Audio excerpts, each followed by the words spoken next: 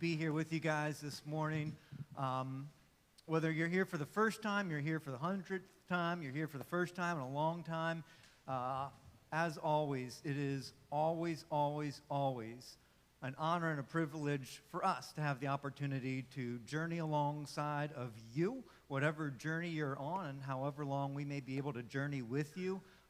It is an honor for us to share the road with you, at least for a little while. If you've been around for a while, if you've visited us before, you may have heard us mention this before or talk about this before. It's something that we talk about pretty frequently, and that is our mission as a community, the community that calls ourselves Key City Church. Our mission is to free people into their God-given potential through dynamic trust in Jesus. And that mission is at the center of everything that we do here. It drives everything that we do. It drives our strategy. It drives our context that we create here. It drives the way that we try to foster relationships here. It drives what we prioritize here. Everything is driven by this question of what helps people to be freed into their God-given potential, because that's what we exist to foster and create here, is people who experience the potential that God has in store for them, that experience life the way that God has created you to experience it, that have the capacity to enjoy life the way that God created you to enjoy life, the capacity to love the way that God created you to love. And so not only to be an experiencer of life the way that God created you to experience it, but to be an engager in life the way that God created you to engage in life, to be a part of the work that God is doing in the universe that we have talked about before, is a work of integration and wholeness that God is doing in the universe, that God is working through us to produce integration and wholeness throughout the entire universe that finds its person of Jesus. Is it my fault that I'm cutting in and out? Okay, no worries.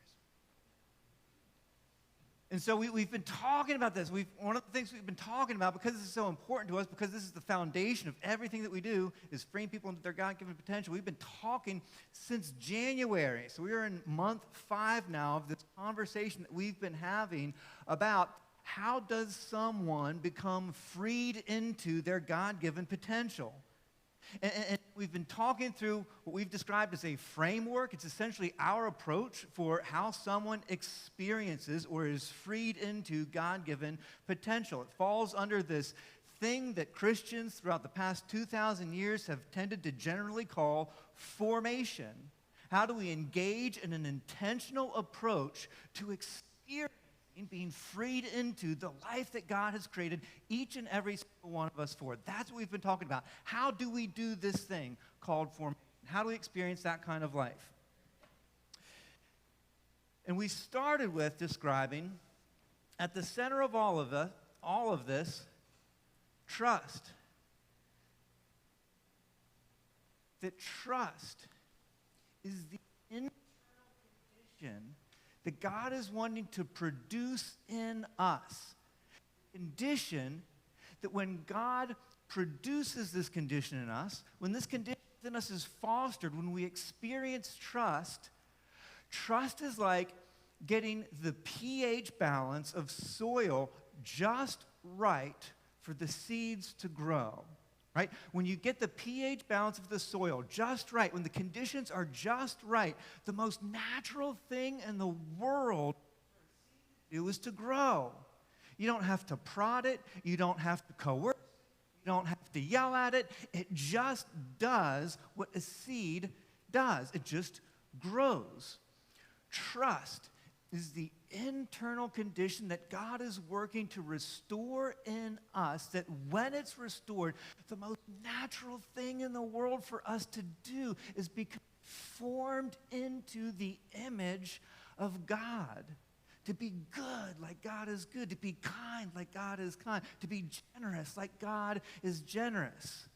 The image that God created in every single one of us begins to grow and to produce fruit because we are created in the image of God. And trust is the internal condition. When that is restored, the most natural thing for us to do is to grow. And that's trust over and above fear, which we talked about at the beginning of this, that fear and trust are proportional. That God is trying to win us from an internal condition of fear, to win us from fear-driven strategies for having our needs in life, to restoring that internal condition of trust. And we see this throughout the whole narrative of Scripture. We see throughout the Old Testament God teaching his people over and over and over again, you can trust me. I will make sure you're okay. I will provide for you. You can trust me. And we see this throughout the New Testament witness of Jesus inviting people to trust him. That the central component of restoration is restored trust in our Creator who revealed himself in the person of Jesus. So at the center of this whole formation process is trust. In fact, the whole formation process is meant to restore our trust. Because when trust is restored, the most natural thing in the world for us to do is to grow, be conformed to the image of God, to experience existence as he does. And so we've been talking about how do we restore this thing called trust. We've been talking about it in 3 different domains. We spent a month talking about the domain, I can say it, the domain of worldview. I'm going to catch myself here because I've been told my handwriting is atrocious. So I'm going to work on that today, everything so far notwithstanding. The domain of worldview, because when we see as Jesus sees, the most natural thing in the world for us to do is live as Jesus lived. When we see the goodness of God as Jesus did, when we see the value of people as Jesus did, when we see eternity as clearly as Jesus did, the most natural thing in the world for us to do is to live, to value, to love as Jesus lived, valued, and loved. So restoration of worldview, the way that we see the world. We talked about last month the domain of habits, the things that we do consistently, because the things that we do consistently shape people that we become eventually. And habits is about restoring us to the life that Jesus demonstrated. That as we learn to live as Jesus lived, it restores trust. Because what we discover along the way is, oh, this is actually better. Every small step that we take in the direction of Jesus as he invites us to develop this habit and this habit, each one building on the other. With each small step in the direction of Jesus, we realize this is actually better. And the more we discover that, the more we trust, and the easier that next step becomes. They're also mutually reinforcing. Our habits reinforce the way that we see the world. The way that we see the world reinforces our habits. And on the other side of this model is what we're going to be talking about this month. And this is the domain of relationships. Am I continuing to cut in and out, and is that distracting? Should I just stop? Handheld? I can do it. Okay. I don't want people to be distracted.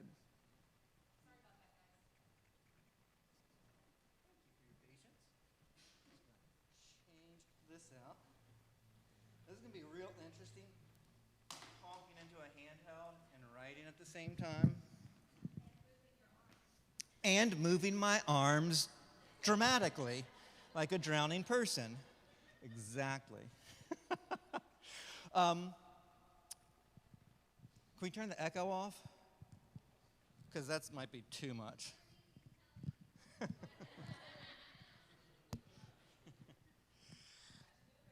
All right. Relationships. Now, the reason relationships get their whole domain, right? We only have 3 domains. We're really picky about what goes in each one. There's very few things to choose from to reinforce trust. The reason relationships get their whole entire domain is because of this.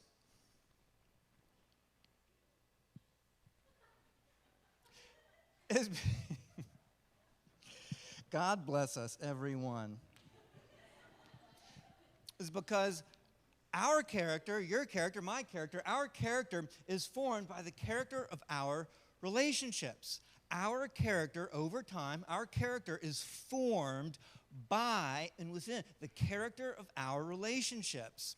And you know this because you can look over the whole history of your life and you can identify the turning points in your life, the decisions that you made. You can identify the seasons in your life that changed the direction of your life.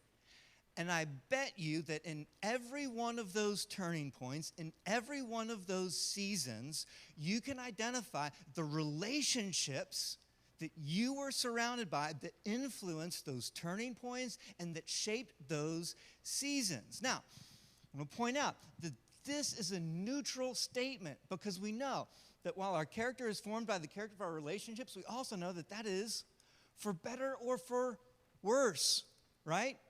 And you can look back over your life and you can recognize the relationships that were for better. You can recognize the positive transformation or the positive turning points, the positive decision points, the positive seasons in your life where you were shaped or moved directionally in a way that was helpful for you. And you can recognize the quality of those relationships.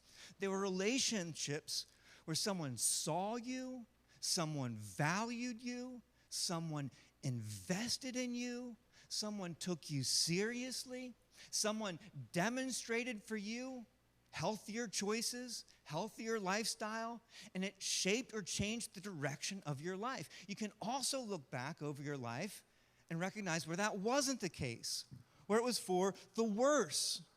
You can recognize the turning points in your life that didn't directionally set you up for success, that actually undermined your success. You can identify the seasons in your life, the high school seasons in your life, the college seasons in your life, the moving into professional seasons of your life when you were surrounded by people who influenced your decisions in a way that wasn't helpful for you, in a way that maybe has created a lot of the regrets that you continue to carry with you today. That we can tie it all back to the relationships that we were surrounded by, whether good or bad, for better or for worse, because your character, our character, all of our character is shaped by the character of our relationships. And if that's neutral, and that can be for better or for worse, then the question we have to ask ourselves this morning is how do we form relationships that form our character for the better?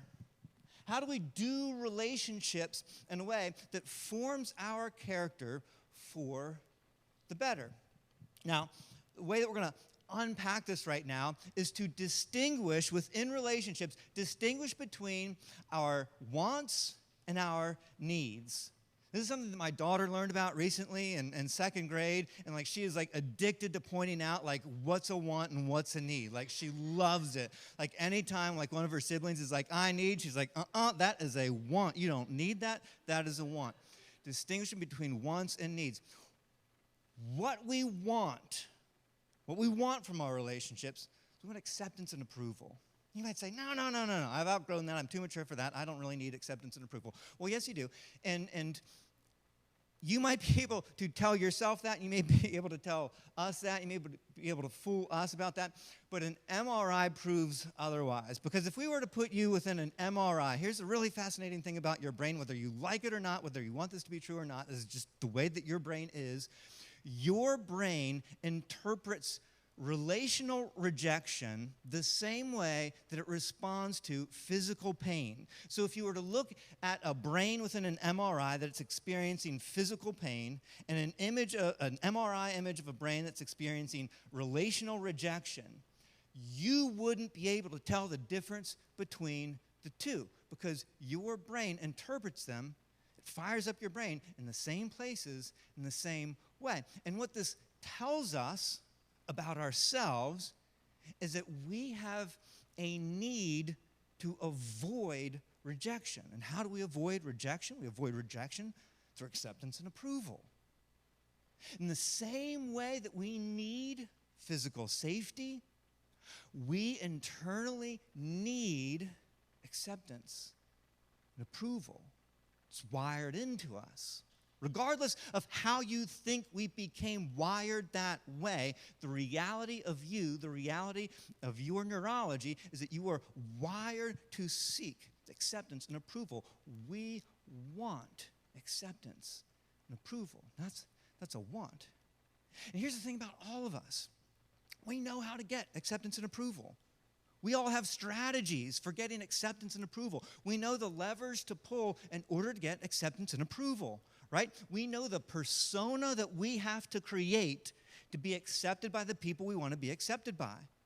We know the person we have to invent, the things that we have to live up to, the things that we might even have to inflate or stretch in order to get the acceptance and approval that we need. And we also know the things that we have to kind of hide and keep hidden and buried so people don't see those things in order for us to get the acceptance and approval that we need, right?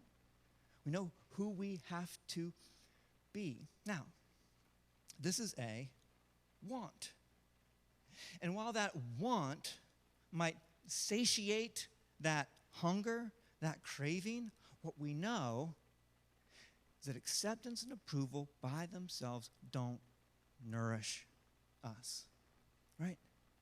We can pull the levers for acceptance and approval. We can create the facade. We know how to do this. And we can still feel lonely and isolated. And we can still become exhausted, spiritually, soulfully exhausted from creating a facade of what we have to be in order to be approved and accepted. It satisfies the hunger, but it doesn't nourish us deeply. And when we've been in relationships that are superficial, that are premised on a facade that we've created, we know that we are only accepted and approved of because of that facade that we've created. But we know if someone saw the true us, not so sure if that acceptance and approval would hold. And that's when we start to feel isolated. And that's when we start to feel alone. Case in point. We live in a culture and society right now that is technologically more connected than it's ever been before. You can stay connected to pretty much everyone, always, as frequently as you want to. And it's easier than it's ever been to pull the levers to get acceptance and approval. We know how to do this through social media. We know how to create the personas that get us pretty much instantaneous acceptance and approval. We can do this. Yet, we are lonelier and more isolated than we've ever been before, as noted by U.S. Surgeon General Dr. Vivek Murthy, who said, "Our epidemic of loneliness and isolation has been an underappreciated public health crisis that has harmed individual and societal health. Our relationships are a source of healing, well-being, hiding in plain sight, one that can help us live healthier, more fulfilled, and more productive lives." We're created for relationships. We need relationships, but not just relationships that provide us what we want, which is acceptance and approval. It's like eating candy to satisfy our hunger. Makes the hunger go away, but in the long term doesn't nourish us. And that's what we're finding. We've been satisfying the appetite, but not nourishing our souls, because what we need isn't what we want.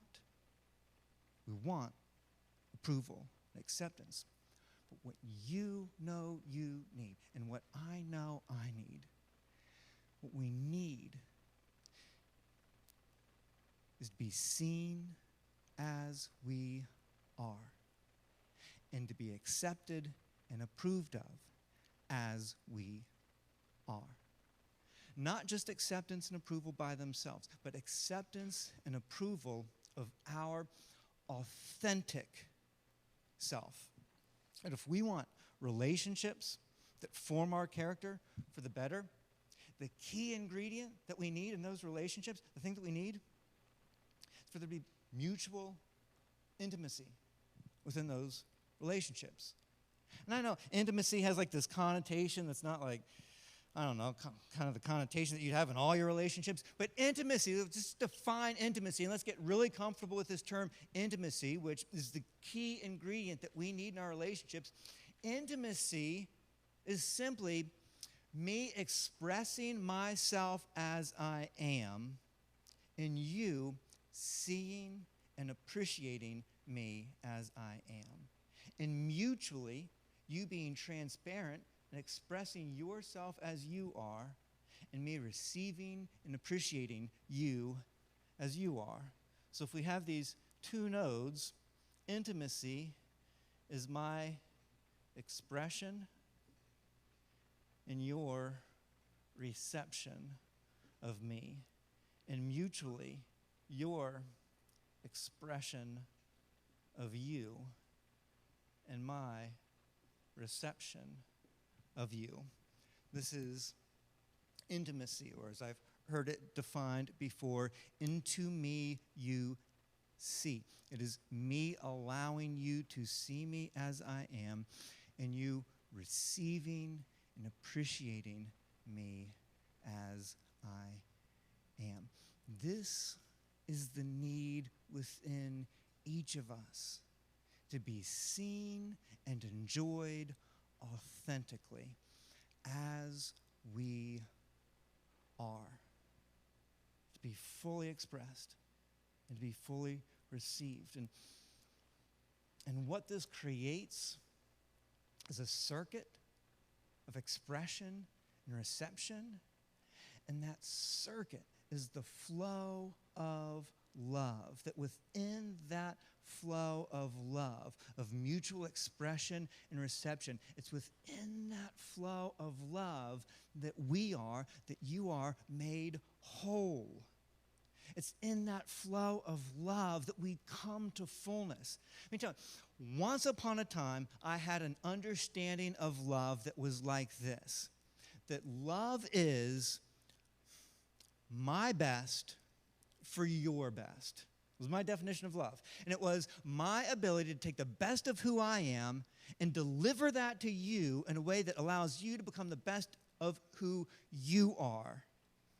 And that made so much sense to me, right? Because that's what Jesus demonstrated for us. Like that was like the totality of love, of me giving my best for you.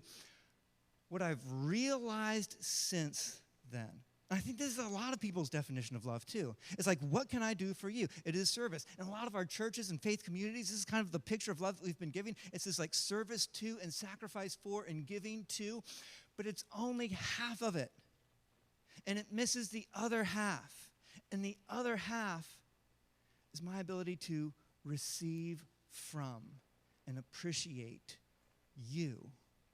If it's only me flowing out to you, it doesn't create a circuit. That love requires this flow of me giving my best to you and your ability to receive and appreciate, as well as me receiving your best from you and being able to receive and appreciate your best from you. And it's in this flow of love. This is the dynamic of the universe that we started this whole conversation out talking about back in January and February. If you were with us then and you heard what we talked about then, that the thing that governs the entire universe is this collaborative flow of each individual part collaboratively giving its best and receiving the best of all the other parts. It is what keeps, I know, this is just I'm out there. But just, this is like what holds the universe, the solar system in balance, is this gravitational pull, this collaborative give and take between differentiated parts. It's what allows music to create beauty. It's this collaborative give and take through differentiated parts.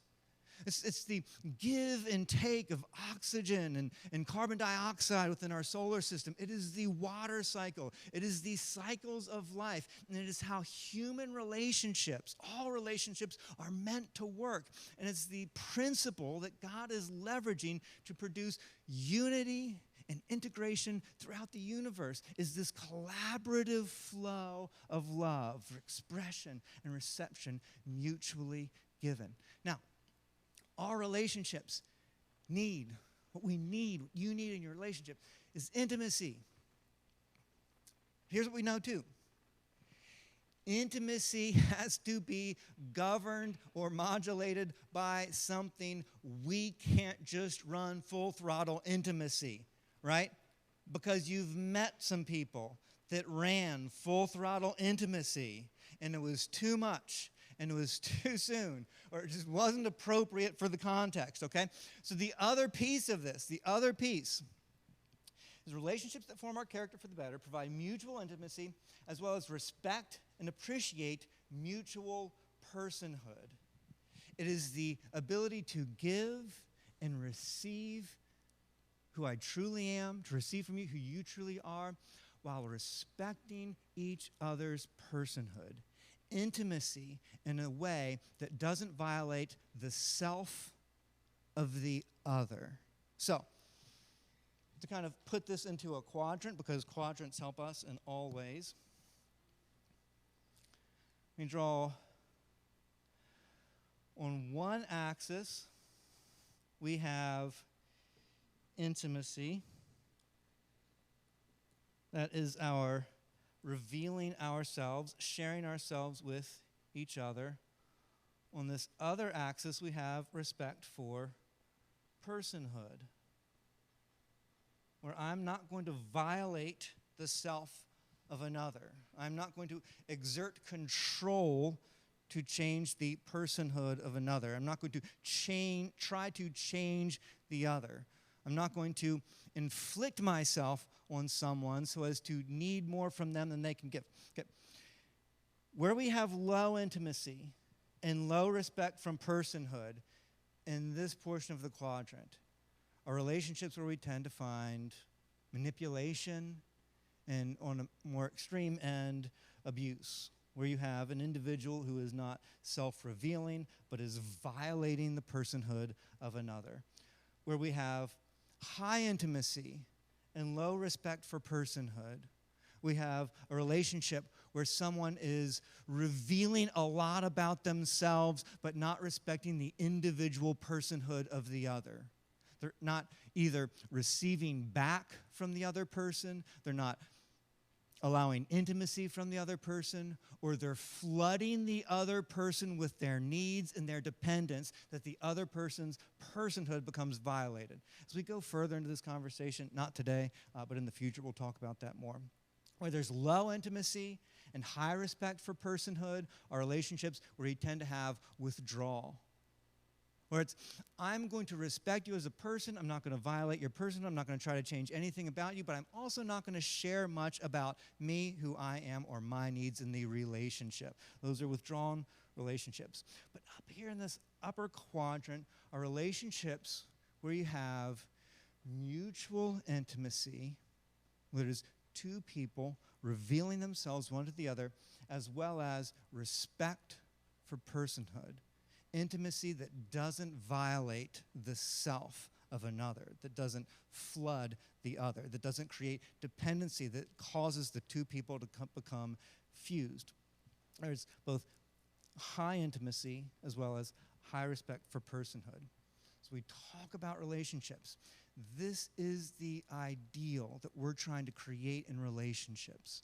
Our intimacies where there can be high intimacy while maintaining the personhood of one another. These are relationships where it's safe to have expression and reception. It's in these relationships that we create the soil where trust can be created. It's in these relationships where we get the pH balance of the soil just right that we can authentically grow into the people that we're created to be. In fact, client-centered psychologists have done studies after study after study where they've concluded that these kinds of relationships where we can be fully seen, fully accepted, where there's respect for personhood, that in that relationship, those kinds of relationships offer people the best opportunity to actualize into their full potential. It's within the context of these relationships. Interpersonal neurobiologists who study the brain and understand what happens to our brain in the context of relationships say that it's in these relationships, in this context up here, these relationships that actually change the functioning and structure of our brains that allows for internal integration, that allow us internally to become healed and whole people. It's these relationships in this quadrant up here that heal us and make us whole. It's the character of our relationships that shape our character. And it's these kinds of relationships that we're trying to foster. It's these kinds of relationships that restore us into integration and wholeness. And so we aren't surprised when one day a smarty pants teacher of the law came along and heard Jesus debating, thought he had some good points, but wanted to throw him a curveball. And noticing that Jesus had given them a good answer to a question that had been asked, this teacher of the law asked Jesus, of all the commandments, there are over 400 commandments, out of all of them, which is the most important? What matters the most? Like, what's at the top of the list? If we're just going to take one thing seriously because we can't keep track of over 400 things, what is the thing that we should really take seriously? And Jesus says, the most important one, answered Jesus, is this. Hear, O Israel, the Lord our God, the Lord is one. Love the Lord your God with all your heart, with all your soul, and with all your mind, with all your strength. Love God. And love, as we said, is mutual expression and reception. It is the flow of expression and reception, relationship. And he said, and the second is this. The guy said, well, I just asked for one. Jesus said, well, just put them all together then. The second is this. Love your neighbor as yourself, which is love for other, mutual expression and reception. And there's this assumption here. We have a love for ourselves. That's just assumed. But we see as well throughout the rest of the New Testament witness this emphasis upon a relationship, the way that we relate to ourselves. Because anywhere we find the New Testament writers talking about how we treat ourselves, how we teach ourselves, how we discipline ourselves, is referring to how we relate to ourselves. So Jesus essentially provides this answer of the most important thing. If you're going to be concerned with one thing, it should be relationships. So if this is you, your love for God, your love for others. So we just don't have like a two-sided triangle. We'll just draw this line from others to God because we want to support and foster that as well. So we have this relationship within ourselves. We have this relationship with others. We have this relationship with God. And God says, if you're going to get anything right, Jesus says, if you're going to get anything right, out of all the things that you could focus on, that you could do, that you could prioritize, that you could take seriously, get relationship right because this is the most important thing. And that's why we have a whole thing devoted to relationships. That's why we're going to take the rest of this month to talk about relationships. And today we're going to unpack just a little bit, this one here, which is our relationship to God. Because the thing that makes Christianity, the Christian faith, so distinctive of all other belief systems, of all other religions, what makes it so distinctive isn't a set of beliefs. Because all religions have a set of beliefs. And at the center of Christianity isn't a set of beliefs. Christianity has beliefs. We're not ignoring beliefs, but they're different beliefs. We might have different beliefs within Christianity. The center of Christianity isn't a set of beliefs, although we have them, but all religions have beliefs. At the center of Christianity isn't a set of agreed on behaviors. There's lots of Christians that think of different behaviors as being the most important behaviors, and there are behaviors as a Christian, but at the center isn't a set of behaviors. You know, all religions have behaviors. At the center of the Christian faith, the center is a person that 2,000 years ago, look, the center is not our beliefs. We do worldview. It's good. We do habits, that's good. But we can do worldview, beliefs, we can do habits, behaviors, and not be doing something that's distinctly Christian. Are you with me? The center of what makes us Christian is not beliefs and it's not behaviors. At the center of what makes us Christian is a person. That 2,000 years ago, God showed up in history in the person of Jesus. And he invited us into not religion, not beliefs and behaviors. He invited us into relationship. Relationship. Relationship. Relationship. The center of what makes us Christian is a relationship that our God is inviting us into. And our tendency, without even trying to, our tendency is to see that relationship as contingent, as dependent upon our beliefs and behaviors. That if we can believe the right things and behave the right way, then we can have a relationship with God, that God will welcome us and God will love us. You don't have to teach this to anyone. It's just what we assume to be true. I had a friend who would teach preschoolers, Sunday school teacher. He would teach this class, and every year he would teach this one lesson. I remember him telling me about it and just thinking it was so fascinating. He would teach them a lesson about the love of God, and he would say to all of these little kids just sitting around him, say, does God love good little boys and girls? And they'd all smile and nod their heads and say, yes, yes, yes. Then he'd ask them, does God love bad little boys and girls? And they'd all say, no. And he'd say, yes, he does. He loves them all. He loves the good ones and the bad ones. We don't have to teach the contingents of God's love. It's just in us. Our default is to believe that God's love is contingent. Now, here's the thing about our relationship with God. It begins with God's love for us. Listen to what the eyewitness of John says. John says, for God so loved the world, loved the world, that he gave relationship, his one and only son. God came in the person of Jesus, that whoever trusts, and you might have heard that interpreted as believe or has faith in, but it comes from a Greek word, pistis, and it's just, we understand it better in our culture today as the word trust. We have confidence in him. That whoever trusts, has confidence because of who God has made himself known to be in the person of Jesus. Whoever trusts in him shall not perish but have eternal life, the life that you were created for, the life that I was created for. What does it begin with? It begins with the love of God, that our trust comes from the love of God, that God's love initiates our trust. God's love is what feeds our trust. Everything, our trust derives from God's love for us. It's his love that initiates. It's his love that allows for. It's his love that feeds us. His love is primary, or as Paul said, is by grace,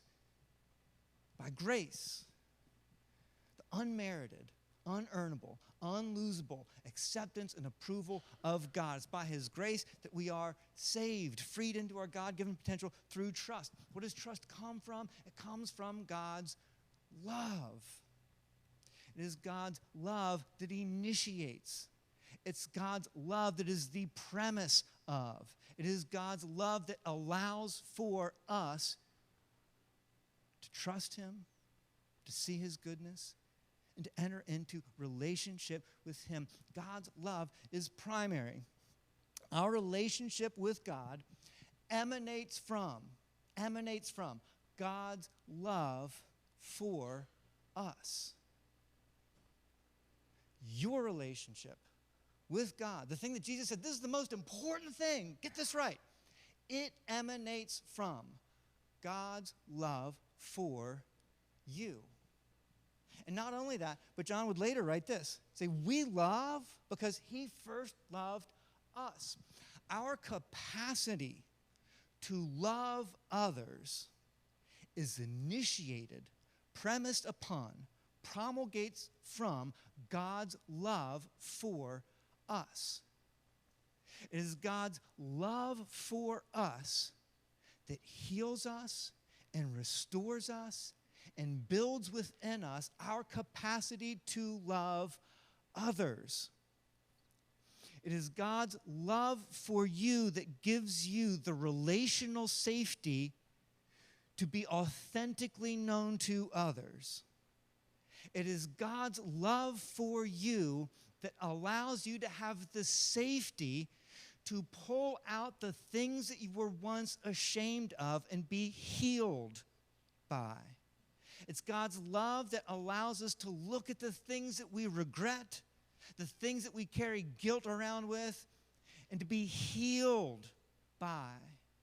It's God's love that allows us to look at ourselves honestly, with integrity, and recognize the things that aren't quite right that God wants us to work on, and to know that we're safe to look at those things, and we're safe to own those things, and we're safe to take responsibility for those things. It's God's love that gives us the safety to do that. It's God's love that restores you and makes you whole and frees you into your God-given capacity to truly express yourself authentically and receive authentically the authentic selves of others. It's all initiated, promulgated by, premised upon God's love from you first. If you want to be transformed by God, learn to be loved by God. It all starts there. The entire Christian life, the entire whole thing of formation, the entire thing flows from the love of God for you. The work of your life, the work of the whole rest of your life, the whole work of the rest of my life is to learn to be loved by God. When you get that right, when we learn to be loved by God, we experience the transformation that God has in store for us. Not only do we end up relating rightly to God, we end up relating rightly to others, and we end up relating rightly to ourselves. It all flows and emanates from, first, being loved by God. Now, I've given this kind of message before. This is like my whole shtick because I really do believe this. And I've had people come up to me after a message where I've emphasized this as I have today, and they've said things to me like, "This is great. Oh, this is such good information." For people who are new to this.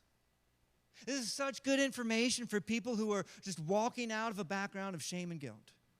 This is such a good information for somebody who's new to church or new to the whole Jesus thing. This is such good message for somebody who's just getting started. And the implication is always, but I've kind of matured past this. I'm kind of ready for something, a little bit more challenging than loved by God. Show me someone who has outgrown their need for the love of God.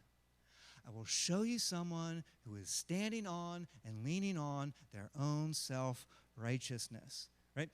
You never outgrow your need for the love of God. The work of your life is to learn to be loved by God. Now, here's the really unfortunate thing about this. You can only learn to be loved by God. The love of God can only, let's say it this way. You cannot know the love of God factually. To say it more honestly, you can't be transformed by the love of God by knowing it factually. Which means you can't be transformed by the love of God by me telling you about the love of God. You can't be transformed by the love of God by knowing it as a memorized fact. The only way you can be transformed by the love of God is when you know the love of God experientially. You will not absorb it by coming here every Sunday and me telling you about it. You will not absorb it by reading books about it. You will not absorb it by someone telling you and reminding you of God's love for you. You will only know the love of God when you know it experientially. Remember when Remember when Peter and Jesus were together the night before Jesus was going to be crucified? And remember when Jesus told Peter, he's like, you know what? Everybody's going to abandon me. And remember Peter, you guys remember what Peter did? Peter raised his hand and was like, nuh-uh, not me. Everybody else will turn away from you. Oh, but not me. I would never turn away from you. And then just several hours later, as they had Jesus on mock trial in the courtyard and Peter standing outside, and this adolescent girl at the door is like, aren't you one of his disciples? And Peter denies him 3 times in a row. Do you guys remember that? And then Jesus looks right at Peter, and Peter's heart sinks because Jesus had called it, Jesus had seen it, but Peter couldn't see it in himself. And he was so disappointed in himself because how could he deny his Lord? Oh, and he went off and he wept. Oh, how he would have beaten himself up. Oh, the shame storm that Peter would have had because Peter saw himself as an up here kind of person, and he had just done something that revealed himself as a down here kind of person. And all the shame he would have felt. Then afterwards, after Jesus rose from the dead, just like he said he would, Jesus calls who? Peter. Come here, Peter. And he asks Peter to what? Peter, feed my sheep. Peter, I'm inviting you back in. You are still a central part of what I'm doing. Now, how many times before that had Peter been told factually by Jesus how much Jesus loved him? And how many times had Jesus said, I love you. Don't worry, I love you. He knew it factually, but in that moment, Peter knew it experientially. He saw the depths of himself, and he saw that in this place of brokenness and shame, God loved him still and was continuing to invite him back in.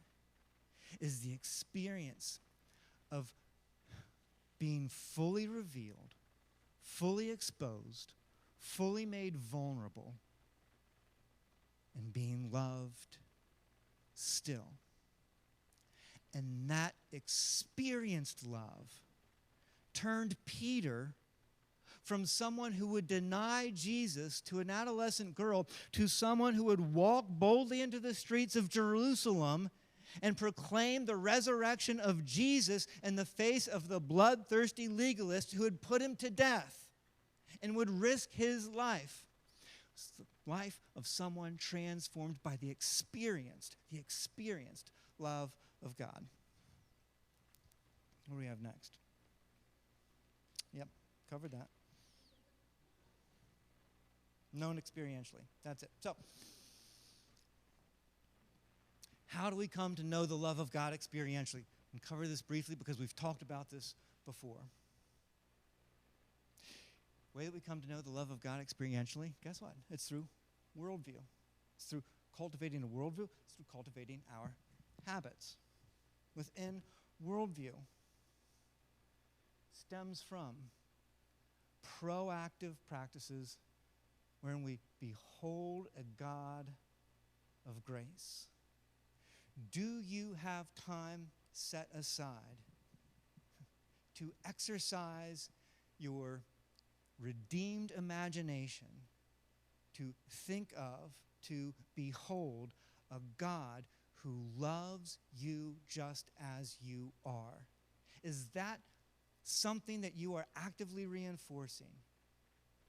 This is a critical piece of experiencing the love of God, that we have to behold a God of love proactively.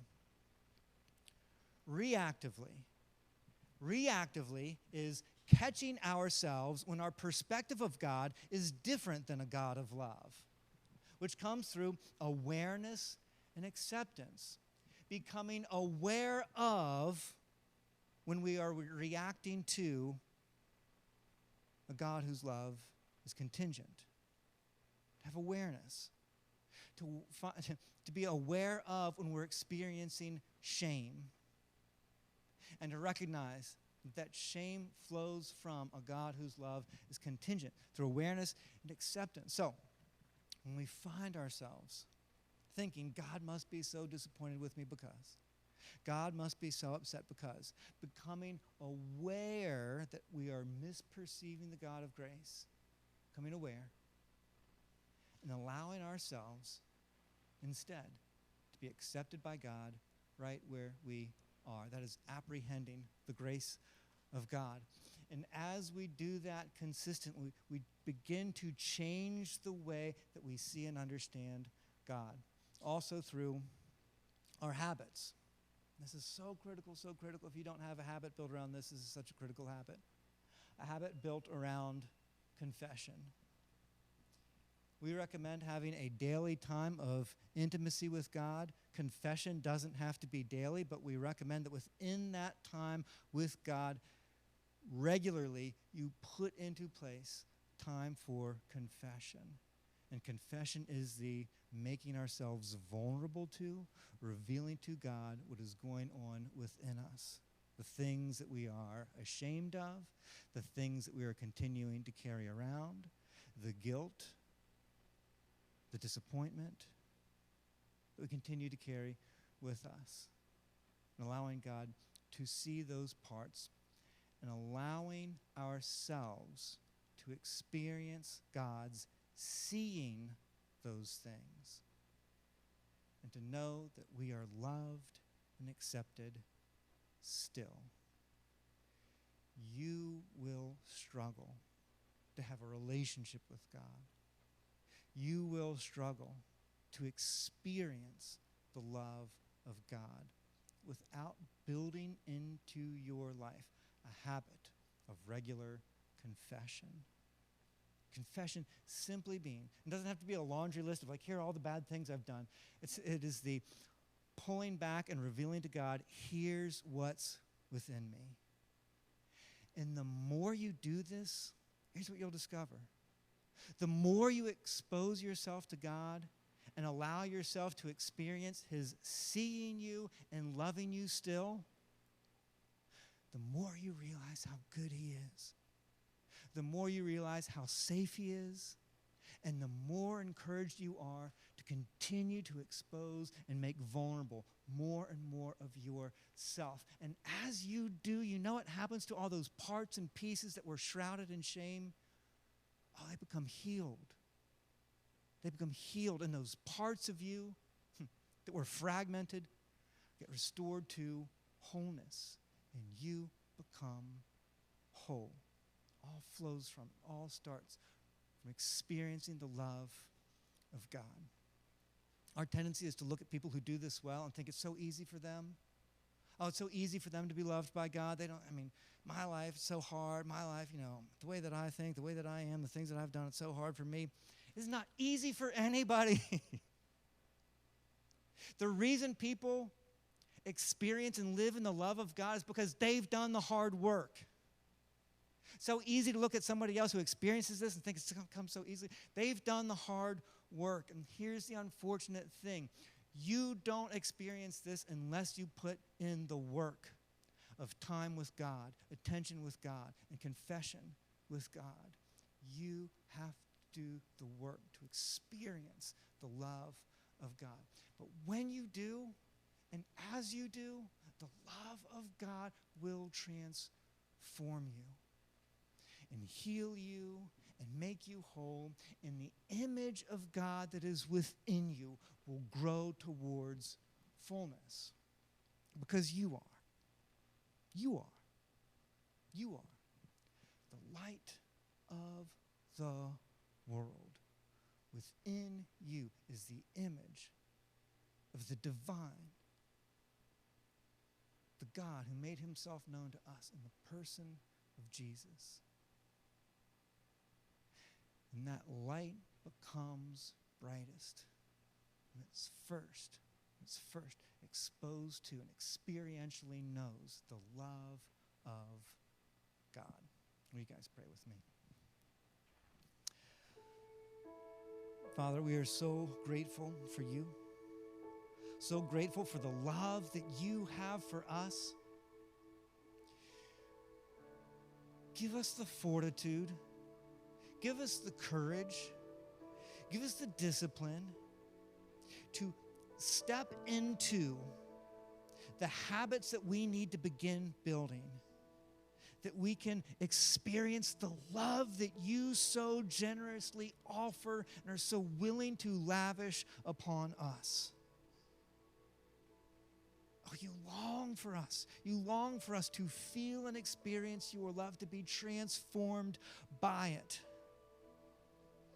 Father, help us to take the steps that we can access what you so freely offer to us. We ask it in Jesus' name. Amen.